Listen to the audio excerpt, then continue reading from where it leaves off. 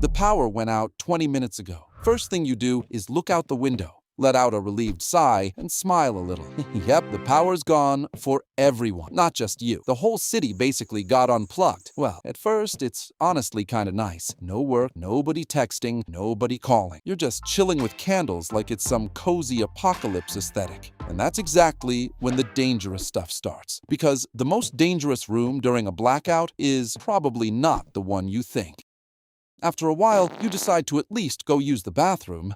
Okay, yeah, darkness isn't really the main issue in there anymore. So you decide to take a shower. I mean, civilization is civilization, but smelling awful is still not part of the plan. Okay, you're in the bathroom. It's dark, obviously. You use your phone as a flashlight. The water comes out in this weak, sad little stream, like the building itself is on life support. Showering in total darkness feels cursed. So you put your phone on the nearest flat surface, which happens to be the toilet tank. Honestly, pretty decent nightlight. You somehow finish showering, get ready to step out, and suddenly hear...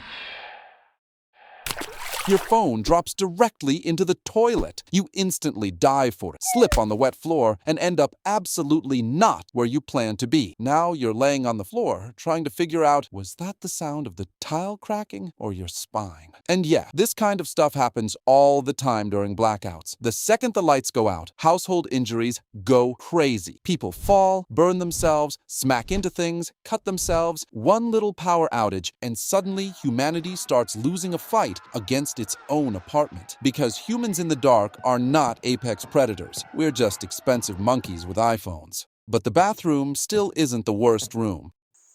It's completely dark outside now. Your phone battery is almost dead. Still no signal. The house is getting cold. And then you remember the basement. Of course, the legendary male survival cave. You head downstairs with a flashlight. Old jars of pickles, boxes full of random garbage, shelves packed with tools. Perfect. Except for your dying phone, of course. So, you decide to finally use the generator. The same generator you bought just in case and then completely ignored for 3 years. You roll it into the basement, pour in some gas, yank the cord a few times, and suddenly the basement fills with that beautiful generator sound. Power's back, lights turn on, mood instantly improves. You're already feeling like the main character in a post-apocalypse movie. Meanwhile, the generator is just sitting there, slowly deleting you from existence. First, you feel tired. Then comes the headache, sleepiness. And the scariest part is, your brain starts working worse before you even realize something's wrong. You literally become too dumb to understand what's happened. Like, actually dumb. But wait, there's more. Because wherever there's a generator, gas cans appear almost immediately. 1, 2, 3. After a couple hours, the basement smells like you're preparing a SpaceX launch. Funniest part, you barely even notice the smell anymore. Humans get used to it insanely fast. Gas fumes, however, do not. A few more hours pass, no news. Outside is pure black, and you decide the best move right now is probably just going to sleep.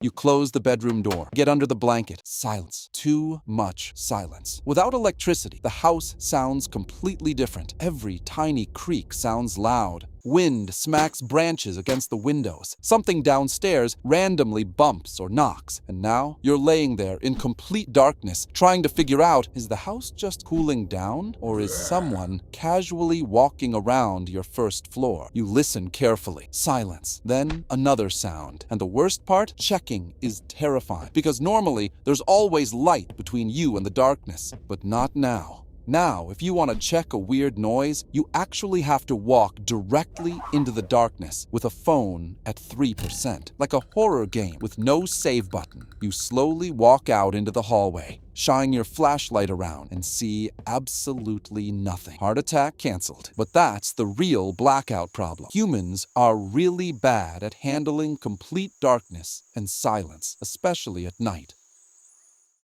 The kitchen. The kitchen is basically the most popular room during a blackout.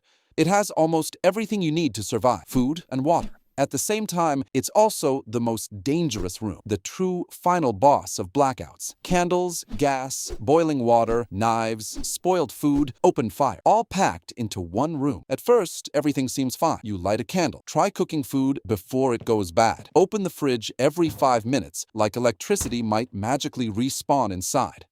A few hours pass. The fridge is already warm. The meat is fighting for its life. The milk, well, hopefully it's less natural than the packaging claims. You open a pack of chicken, smell it. Seems okay. Or maybe your survival instincts already stopped working. And that is the biggest blackout problem. People hate throwing food away, especially when stores are closed and nobody knows what happens next. That's why food poisoning shoots up after major blackouts, mostly because of meat, dairy, and food that's probably still fine. But the kitchen isn't done with you yet. The apartment gets cold, so you decide to warm yourself up a little using the gas stove. I mean, come on, just for a minute. First, you just turn the burner on, then sit next to it. And 30 minutes later, you realize you're warming your hands over the stove like a caveman discovering fire. Problem is, a gas stove is not a heater. Without ventilation, carbon monoxide risk goes up fast, especially when all the windows stay closed because it's cold. But even that isn't the end. You leave a candle near the kitchen and sit down, just for 5 minutes.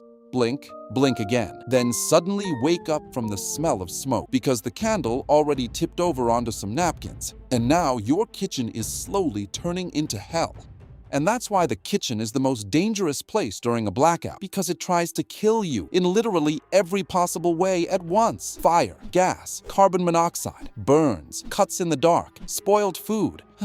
And the worst part, all of it feels normal. You don't see the kitchen is dangerous, even though that's where a huge amount of blackout disasters actually start. Because humans without electricity turn into primitive engineers surprisingly fast, and very bad ones. The most dangerous thing during a blackout isn't the darkness, it's the confidence that everything is under control, especially in the kitchen. Because most disasters start with the sentence, "Bro, relax, what could possibly go wrong?"